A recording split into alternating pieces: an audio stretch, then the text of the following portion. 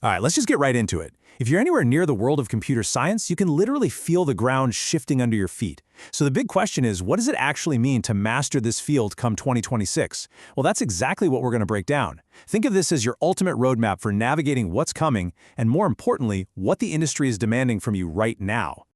And it really all boils down to this one massive change, the great AI shift. AI isn't just another library or framework. No way. It's a fundamental force that is rewriting the job description for every single developer out there. So that brings us to the elephant in the room, right? The question that's probably keeping a lot of you up at night. With AI getting this good, this fast, are we on our way out? Look, it's a totally fair question, a real concern, and we're going to tackle it right now. And here's the answer, plain and simple, no. But, and this is a huge but, the role is changing. The key thing to get in your head is this: AI isn't a replacement, it's a transformer. It's basically taking all the repetitive grunt work off your plate, which forces us to evolve and focus on what humans do best. So you can pretty much take the old playbook and toss it out the window. The idea that you could just learn a couple of programming languages and be set for life, that's officially over. Today, mastering computer science means something totally different. It means you're the one who can bridge that gap between the deep, timeless theory and the crazy fast world of automation. The rules of the game have completely changed. So where do we start? Well, you might be surprised, because it's not with the latest shiny tool. In this new world, your real superpower is the foundations. The basics actually matter more now than they ever have before. I love this quote, because it perfectly frames the new reality. Think about it.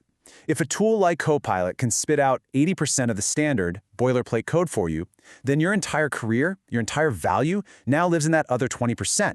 And that 20%, that's the hard stuff. It's the architecture, the complex problem solving. It's the stuff AI just can't figure out. And what does that 20% look like? Well, it's built on these pillars. Graph theory isn't just an academic exercise. It's literally how social networks and recommendation engines work. Tree structures? That's the secret sauce behind every fast database on the planet. And concurrency and TCP/IP, that's the magic that lets millions of services talk to each other without the whole internet collapsing. When things go wrong in these complex systems, AI is just going to be confused. But you'll know where to look.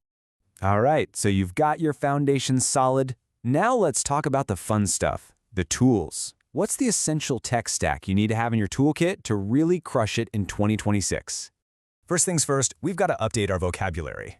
The term full-stack developer is kind of becoming a thing of the past. The new gold standard is the AI integrated developer. This isn't just someone who knows how to use tools. It's someone who uses AI as a part of their toolkit, almost like a second brain.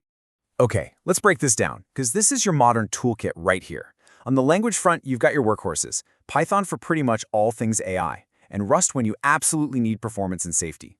And then you see these newcomers like Mojo, which is built from the ground up for AI. Super interesting. For AI and machine learning, it's all about frameworks like PyTorch and especially LangChain to, actually wire up these big language models into real applications. Then you've got your cloud and DevOps side. Kubernetes is basically the king here. And finally, cybersecurity, this isn't some side task anymore. With AI threats out there, things like zero trust, trusting nothing by default, that's just baseline stuff everyone has to know. And all of this leads to a new kind of professional that every company is fighting to hire right now. We're talking about the hybrid engineer. This is about way more than just the code you can write. Just look at this shift. A few years ago, in 2020, the goal was to be an amazing coder. Your main job was just churning out clean, efficient code. But by 2026, that's just the entry fee. The real value is being a hybrid engineer, where your main job isn't writing code, it's designing systems. The focus has completely shifted from pure execution to high-level strategy. So what are these hybrid skills? Well, number one is AI orchestration and prompt engineering. This is about learning how to talk to AI, how to manage a fleet of models like they're a team of junior developers. Number two is system architecture, being able to step back, see the whole puzzle, and draw the blueprint. And number three, which might be the most important, is technical communication. Can you explain a deeply complex idea to a non-technical person? In a world where AI does the coding, being the best communicator in the room is a legitimate superpower. And hey, if you're wondering if it's worth the effort to learn all this, here you go. We're looking at a projected demand of over 1 million jobs for people with these specific AI-focused hybrid skills by the end of 2026. The opportunity is it's absolutely huge. So the big question is, how do you actually show a recruiter you've got the goods? Let's talk about how you build undeniable proof that you belong in that top tier. Here's the most important thing to understand about the job market right now. A fancy degree or a pile of certificates, it just doesn't hit the same way anymore. What recruiters are desperate to see is proof of work. What have you actually built? Your portfolio, your GitHub, that's your new resume. So what makes a portfolio stand out?